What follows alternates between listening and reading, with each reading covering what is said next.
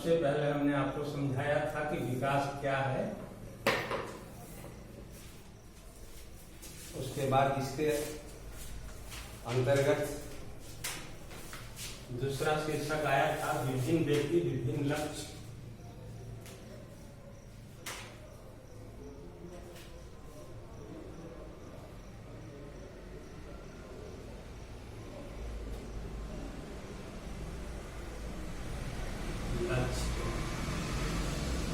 इसके बाद हम लोगों ने डील किया आय और अन्य मापदंड।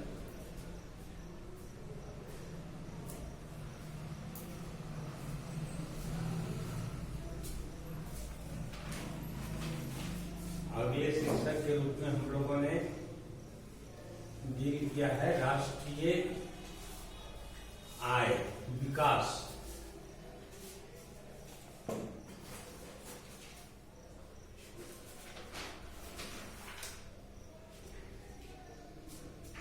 इसके बाद विभिन्न देशों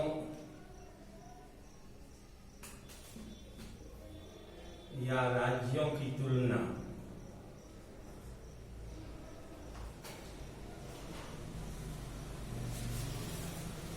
अगले शीर्षक के रूप में आय और अन्य मापदंड दो जगह दे दिया है।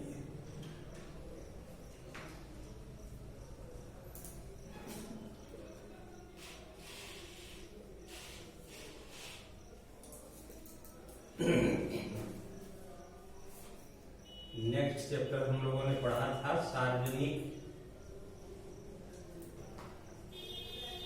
सुविधाएं। अंतिम शीर्षक के रूप में आपका है विकास की धारणीयता।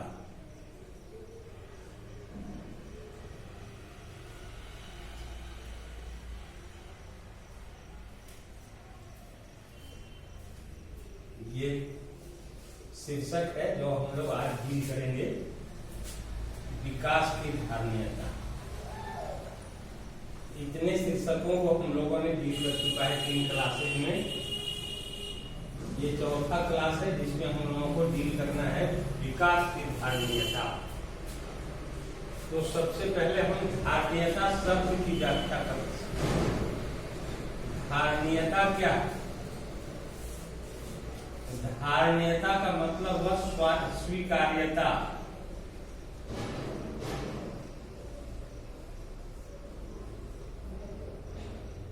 स्वीकार्यता किसी चीज को स्वीकार करना।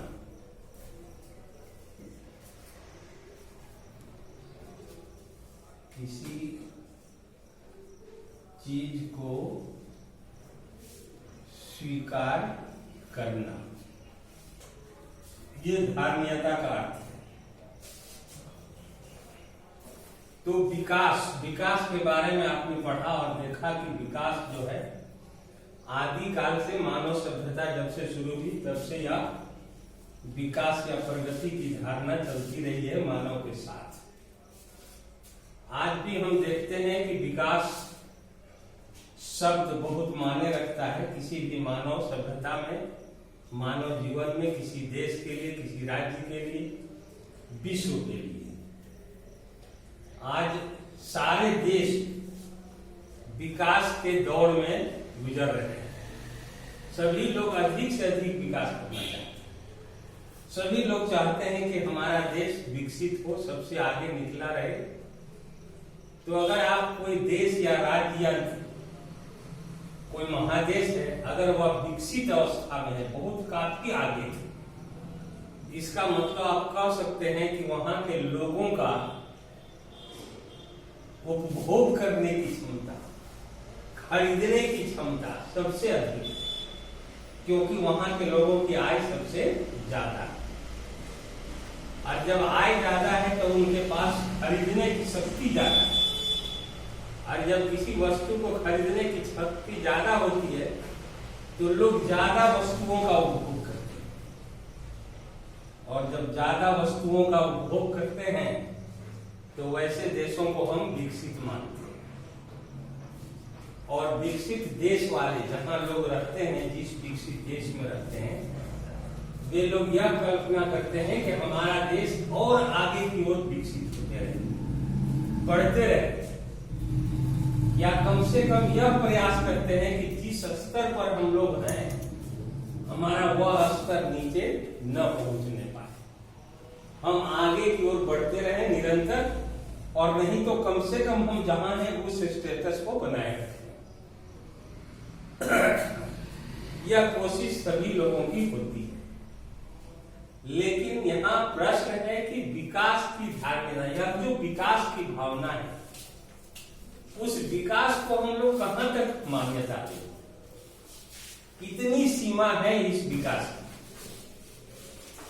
क्योंकि आज जो है बहुत सारी चीजें ऐसी हैं, जब हम अधिक उपभोग करते हैं पर्यावरण से उन चीजों का, तो बहुत तरह की समस्याएं सामने आ जाती हैं, और वे समस्याएं केवल उसी विकसित देश से संबंधित नहीं रह पाती, उस देश की सीमा से परे पूरे विश्व में वह समस्याएं फैल जाती।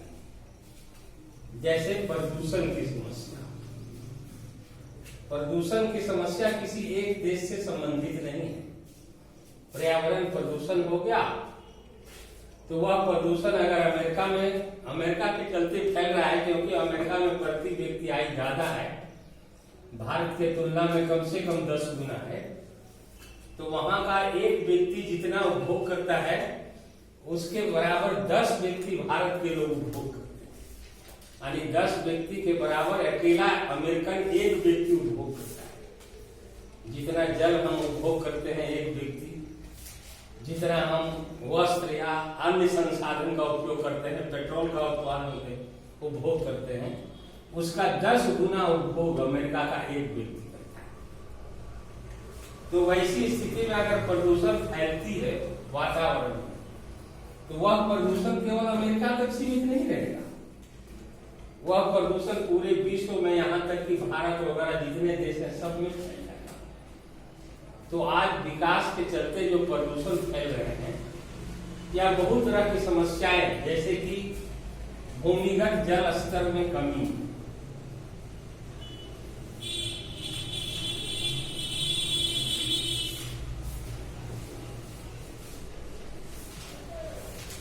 भूमिगत जल स्तर में कमी, वनों का ह्रास माने वनों की कमी, विभिन्न जीव जंतुओं का कम होते जाना। तो इस तरह की जो समस्याएं हैं, ये केवल किसी एक देश से संबंधित नहीं है, ये पूरे विश्व से है। जबकि इन सभी चीजों के लिए जिम्मेवार कौन है? तो सबसे विकसित देश, क्योंकि विकसित देशों के पास क्रय शक्ति अधिक है और वे इतना अधिक उपभोग करते हैं किसी भी चीज से, किसी भी चीज को पर्यावरण से इतना अधिक लेते हैं कि इससे बहुत सारी समस्याएं उत्पन्न हो जाती हैं। वायु प्रदूषण, इसी प्रदूषण के अंतर्गत 3 तरह के प्रदूषण होते हैं: भूमि प्रदूषण, जल प्रदूषण, वायु प्रदूषण, एक ध्वनि प्रदूषण भी आ गया है आजकल। ये सारे प्रदूषण के अंतर्गत समस्याएं हैं। भूमिगत जल स्तर का नीचे चला जाना, ये बहुत मायने रख रहा है आजकल के जीवन में। उसके बाद वनों का ह्रास है, उन्मूलन है, धीरे धीरे वन कम होते जा रहे हैं, जैव विविधता समाप्त हो रहा है। विभिन्न प्रकार के जीव जंतु का हमारे जीवन में बहुत महत्व है, लेकिन हमारे जो कार्यकलाप में विकास करने का, वह जैव विविधता को भी समाप्त कर रहा है। तो ये सारी समस्याएं उत्पन्न हो जाती है विकास करने के क्रम में। और जब कोई देश विकसित होने के क्रम में बहुत ज्यादा आगे बढ़ जाता है, तो ये समस्याएं सारी सामने आ जाती है। और ये समस्याएं केवल उसी देश से संबंधित नहीं रह जाती, बल्कि पूरे विश्व में फैल जाती है। वो देश की सीमाओं को पार करके ये सारी चीज सामने आ जाती है। तो ये सारे जो समस्याएं बढ़ती हैं, इसके चलते आजकल के जो वैज्ञानिक हैं, भूविद हैं या जलवायुविद हैं या और तरह के जो लोग हैं, जो पर्यावरणविद हैं, ये सभी यह सोचने लगे हैं कि आखिर विकास कब तक और कहां तक। विकास की कोई सीमा होनी चाहिए। विकास कहां तक हम करेंगे, कितनी दूर तक विकास करेंगे। तो विकास की धारणीयता का मतलब यही हुआ कि विकास हम करें, हमारा अधिकार है विकास करने का, हम आगे बढ़े, हमारा देश आगे बढ़े, हमारा क्षेत्र आगे बढ़े, लेकिन उसकी एक सीमा हो, एक ऐसी सीमा हो जिसके द्वारा पर्यावरण को कोई नुकसान न पहुंचे, प्रदूषण न फैले, भूमिगत जल स्तर में कमी न हो, वनों का ह्रास न हो, जैव विविधता समाप्त न हो। ये सारी समस्याएं जो सामने आती है, इन सारी समस्याओं को देखते हुए, इनको सामंजस्य में लेते हुए हम विकास की ओर अग्रसर हों, तो उस विकास की धारणीयता स्वीकार्य है। वह विकास स्वीकार्य है, धारणीयता है। अगर विकास से ये सारी समस्याएं उत्पन्न होती है और ये समस्याएं बढ़ती जाती है, तो वह विकास धारणीय नहीं। इस प्रकार हम देखते हैं कि आजकल विकास बहुत मायने रखता है मानव जीवन के लिए, देश के लिए, राज्य के लिए, क्षेत्र के लिए, लेकिन यह विकास एक सीमा तक होनी चाहिए। इस सीमा से अधिक अगर विकास होती है तो नुकसान में जाएंगे, पूरे मानव जाति को नुकसान होगा, पूरे विश्व को नुकसान होगा। अगर आज कोई देश गड़बड़ करता है तो ये उसका भुगतना सारे विश्व को पड़ता है। इसलिए इन सारे चीजों को देखते हुए हम आज कह सकते हैं कि विकास की धारणीयता एक निश्चित ऐसी सीमा रेखा है जिसको एक तयशुदा कार्यक्रम के तहत उसको तय करके यह कहना चाहिए कि किसी देश का विकास ऐसा हो कि ये जो समस्याएं हैं ये उत्पन्न न होने पाए। इन समस्याओं के साथ हम सामंजस्य मिला करके अगर विकास करेंगे तो वह विकास धारणीय है, और अगर ऐसा नहीं करते हैं तो विकास की धारणीयता मान्य नहीं है। विकास हमारा विकास नहीं रह जाएगा, विकास का कोई अर्थ नहीं रह जाएगा, और हम जो है सो हमारी मानव सभ्यता समाप्त हो जाएगी। और एक दिन ऐसा आएगा जब हमारी सभ्यता नहीं रहेगी बल्कि सभ्यता बन जाएगी। हम लोग मानव की तरह नहीं रहेंगे, मोहनजोदड़ो, हड़प्पा और नील की सभ्यता की तरह हमारी सभ्यता बन जाएगी। तो अगर हम अपने सभ्यता को बचाना चाहते हैं, अपने जीवन को, अपने मानव स्थिति को इस पृथ्वी पर बनाए रखना चाहते हैं, तो विकास के लिए हम मापदंड तय करें और इन चीजों को सुधारें। ये सब हम विकास करें, लेकिन ये सारी चीज में कोई गड़बड़ी नहीं आनी चाहिए। इनके साथ साथ हम विकास करें तो वह विकास स्वीकार्य है, अन्यथा विकास स्वीकार्य नहीं है। तो इस चैप्टर में जितने शीर्षक थे उतना हमने डील किया। आपको एक दो पॉइंट यहाँ सीखने के लिए दिया है ब्लॉक में आपको। जैसे अभी हमने एक तो बताया भूमिगत जल स्तर में कमी, इसका एक डाटा दिया है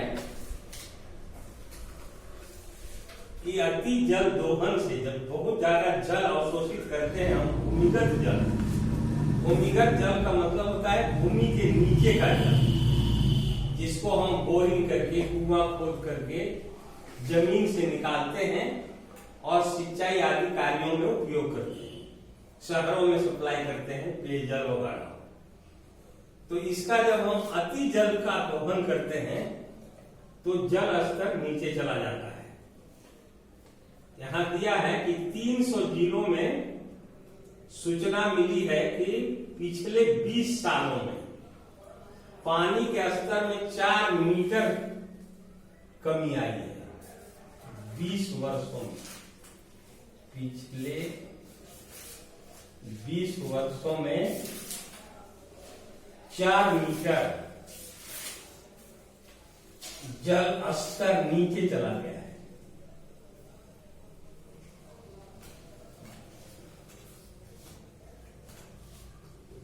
आंकड़ा देखिए, पिछले 20 वर्षों में, आज से या जिस समय किताब छपी थी 10-12 में छपी होगी, उसके 20 वर्ष पहले 4 मीटर भूमिगत जल, जो जल जितना ऊपर, जहां किसी क्षेत्र में जल, भूमिगत जल का एक गहराई होता है, जितने गहराई पर जल मिलता था कुएं में या बोरिंग में पिछले 20 वर्षों में, उसके वर्तमान में 20 वर्षों के बाद वह 4 मीटर और नीचे चला गया। इसी में आंकड़ा दिया है कि अगले 25 वर्षों तक अगर हम देखेंगे, अगले 25 वर्षों तक और अगर चलें तो यह जल स्तर जो है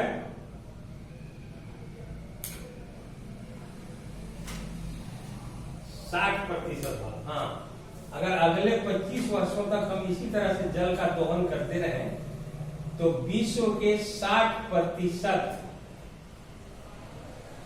क्षेत्रफल पर जल की कमी हो जाएगी।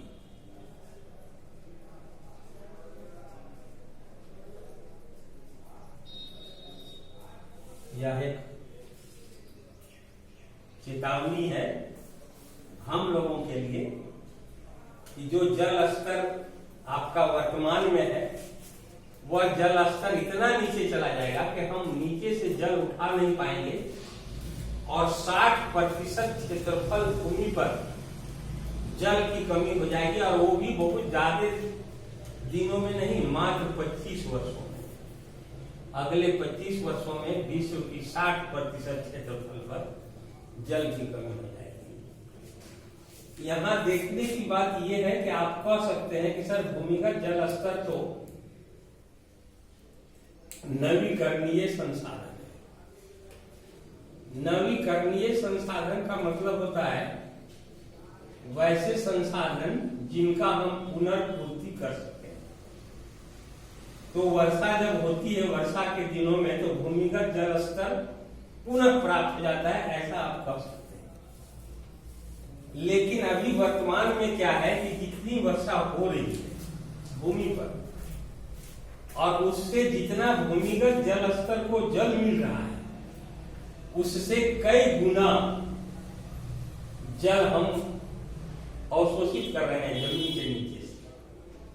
जितनी पूर्ति होती है उससे कई गुना अधिक जल हम खींच रहे हैं ऊपर। तो वैसी स्थिति में भूमिगत जल स्तर नीचे जा रहा है और धीरे धीरे विश्व में जल की कमी होती जा रही है। ये आंकड़ा आपका विकास के कारण। ऐसा क्यों हो रहा है? तो हमारे विकास के कारण, जो हम नई नई विधियां निकाल रहे हैं, मोटर ट्यूबवेल लगा दे रहे हैं, बटन दबा देते हैं, पानी चलता रहता है, कोई परवाह नहीं है।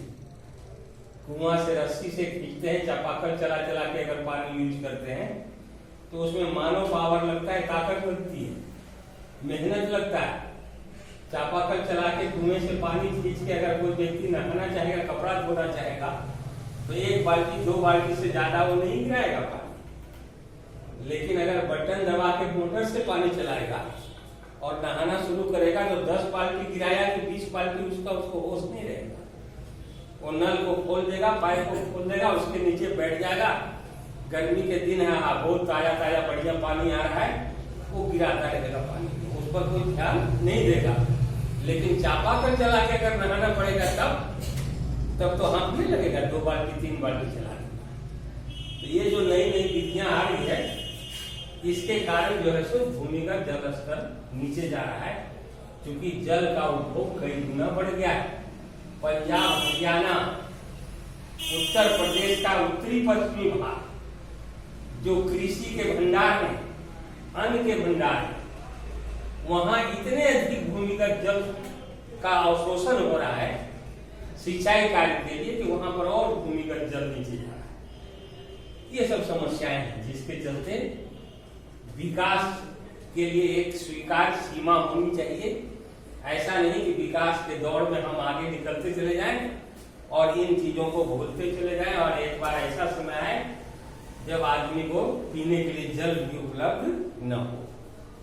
तो विकास की एक सीमा होनी चाहिए। प्राकृतिक संसाधनों का दोहन का एक सीमा होना चाहिए। एक इसमें और कुछ समझाया आपको, एक पॉइंट देखिए पेज नंबर आपका 13 में, इसमें दिया है BMI।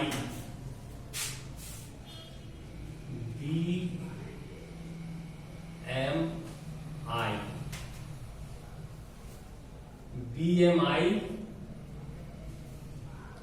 इसका अर्थ है शरीर द्रव्यमान सूचकांक। शरीर द्रव्यमान सूचकांक। इसके आधार पर यह पता किया जाता है कि कोई व्यक्ति अल्प पोषित है या नहीं है। अल्प पोषित,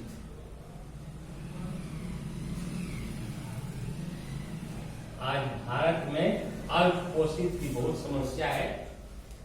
गरीबी, भूखमरी, प्रति व्यक्ति कम आय का होना, जिसके कारण लोगों को पोषक तत्व युक्त भोजन नहीं प्राप्त होना, माने संतुलित भोजन का नहीं प्राप्त होना। जब व्यक्ति को संतुलित भोजन नहीं मिलता है तो उसका शरीर अल्प पोषित हो जाता है। अल्प पोषित का मतलब हुआ कि उसके शरीर को जितना विकास करना चाहिए उतना विकास नहीं हो पाता। तो इसकी मापदंड के लिए BMI शरीर द्रव्यमान सूचकांक बनाया गया है। इसमें इसको मापने के लिए कि कोई व्यक्ति अल्प पोषित है या नहीं, इसके लिए तय किया गया है कि उस व्यक्ति का वजन किलोग्राम में ले लिया जाए। उस व्यक्ति का कितना किलोग्राम वजन है और साथ में उसकी लंबाई मीटर में माप ली जाए। मीटर में।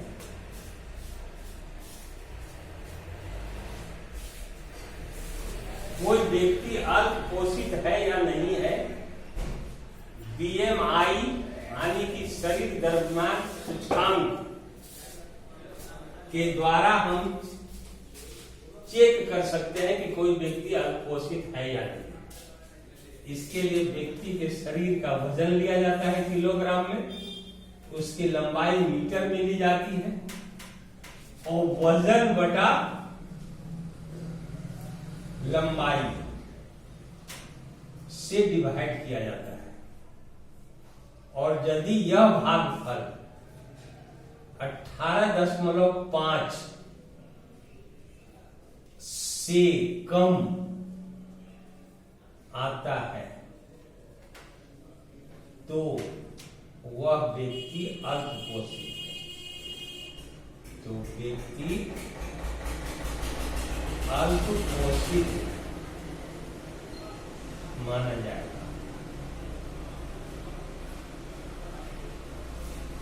ये पॉइंट फिर से स्पष्ट करते हैं। BMI के द्वारा शरीर द्रव्यमान सूचकांक ज्ञात किया जाता है, अर्थात कोई व्यक्ति अल्प पोषित है या नहीं है, इसकी जांच की जाती है। इसके लिए व्यक्ति का वजन किलोग्राम में लेंगे, उसकी लंबाई मीटर में लेंगे और वजन बटा लंबाई करके भागा दे देंगे। जो इकाई आपका आता है वजन का, तो उसके आधार पर भागा देने पर अगर भागफल 18.5 या उससे कम आता है तो वह व्यक्ति अल्प पोषित माना जाएगा। और यदि यह इंडेक्स 25 से ऊपर आ जाता है, 25 या 25 से ऊपर, तो उसे अति भारित माना जाता है। अति भारित, बहुत ज्यादा भार, वो आवश्यकता से अधिक भोजन कर लिया, जितना उसको नहीं करना चाहिए उससे ज्यादा भोजन कर लिया, अति भारित हो गया। तो BMI क्या है अगर कोई पूछे उसका हिंदी होता है शरीर द्रव्यमान सूचकांक। यह एक ऐसी विधि है जिसके द्वारा हम जांच करते हैं कि कोई व्यक्ति अल्प पोषित है या नहीं। इसके लिए व्यक्ति का वजन किलोग्राम में और लंबाई मीटर में लिया जाता है और वजन को लंबाई से भागा दिया जाता है, और अगर भागफल 18.5 से कम आता है तो वह व्यक्ति अल्प पोषित माना जाएगा। लेकिन अगर भागफल 25 या 25 से अधिक आता है तो वो अति भारी माना जाएगा। इसके द्वारा यह देखते हैं कि कोई व्यक्ति अल्प पोषित है या नहीं। एक पॉइंट अंतिम हम भी करना चाहते हैं आपको, मानव विकास रिपोर्ट। HDI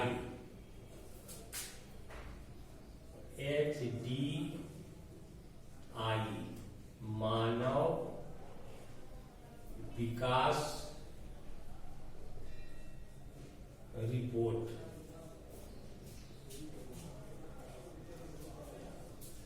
मानव विकास रिपोर्ट, ह्यूमन डेवलपमेंट इंडेक्स, इसकी चर्चा हम करना चाहते हैं। आजकल यह बहुत चर्चा में है।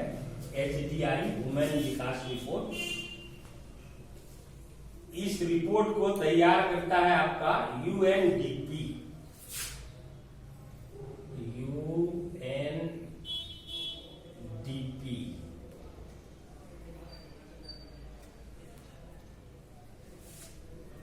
इस HDI यानी कि मानव विकास रिपोर्ट प्रति वर्ष तैयार किया जाता है।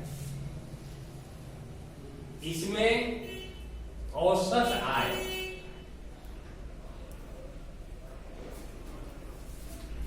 आय, पहला, दूसरा स्वास्थ्य और तीसरा शिक्षा, ये 3 चीजों का आधार बनाया जाता है। औसत आय, स्वास्थ्य और शिक्षा, ये 3 चीजों का आधार मानकर किसी देश या क्षेत्र या राज्य की गणना हम करते हैं कि वहां के व्यक्तियों का औसत आय क्या है, वहां स्वास्थ्य कैसा है और शिक्षा कैसा है, और इसके आधार पर हम एक रिपोर्ट तैयार करते हैं। तो यह विश्व के लिए रिपोर्ट तैयार करता है UNDP, और इस HDI के आधार पर विश्व के विभिन्न देशों का क्रमवार एक सूची तैयार की जाती है। इस सूची में ये जो आपका सूची दिया गया है पेज नंबर 13 में देखिए नीचे, 2013 के अनुसार 2013 में यह गणना किया गया था। 2013 में HDI तैयार किया गया था UNDP के द्वारा 177 देशों का। विश्व के 177 देशों की गणना की गई कि कौन सा देश कितना विकसित है। इन 3 पॉइंट के आधार पर, औसत आय, स्वास्थ्य और शिक्षा के आधार। तो आपका इसमें जो टेबल दिया है, इसमें आपके और आपके पड़ोसी देशों का स्थान दिखाया गया है। इसमें श्रीलंका का स्थान दिखाया गया है 73, भारत का दिखाया गया है 135, म्यांमार यानी कि बर्मा का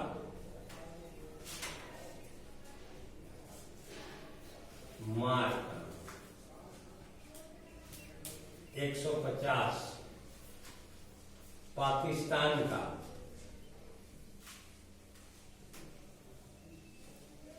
146, इसी प्रकार नेपाल का भी दिया है आपका 145। एक और है बांग्लादेश का, बांग्लादेश का है 142।